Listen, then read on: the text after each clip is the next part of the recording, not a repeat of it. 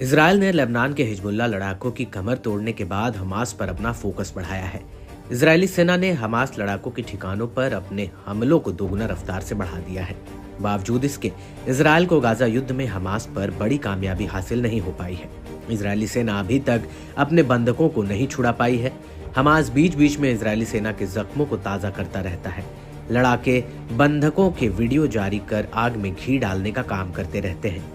यही वजह है कि अब इजराइल की नेतन्याहू सरकार बातचीत के जरिए अपने बंधकों को छुड़ाने की कोशिशों में जुट गई है।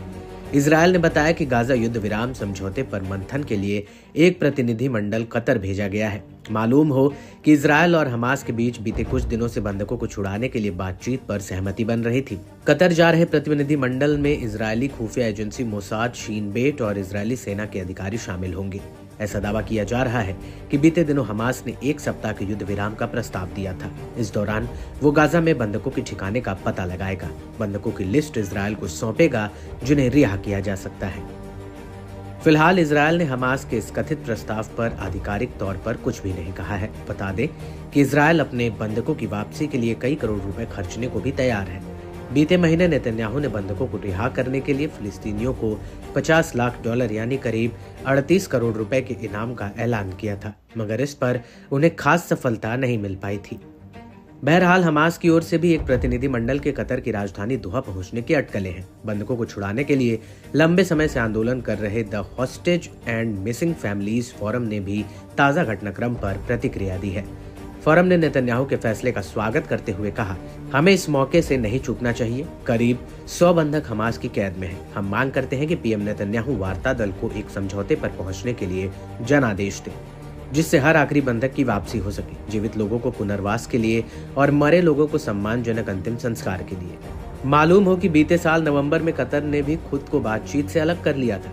कतर ने आरोप लगाया था कि इजराइल और हमास बातचीत के लिए तैयार नहीं है। हालांकि पर्दे के पीछे से गाजा युद्ध रोकने की कोशिशें जारी रही हैं। इस बीच अब अचानक से प्रतिनिधि मंडल के कतर जाने से उम्मीदें काफी बढ़ गई हैं। सीएनएन की रिपोर्ट के मुताबिक इजराइल और हमास ने वार्ता में रुकावट के लिए एक दूसरे को दोषी ठहराया था। हमास ने कहा कि इजराइल ने सौदे की शर्तों पर नए मुद्दे और शर्तें रखी हैं। नेतन्याहू ने हमास पर समझौते से मुंह करने का आरोप लगाया। इस बीच हमास के एक टॉप अधिकारी ने कहा कि उन्हें उम्मीद है कि इस बार दोनों पक्षों के बीच सहमति बन जाएगी। हमास की ओर से बंधकों को छोड़ने की शर्त है कि लड़ाई पर रोक लगे। हालांकि इजराइल इसके लिए तैयार नहीं है।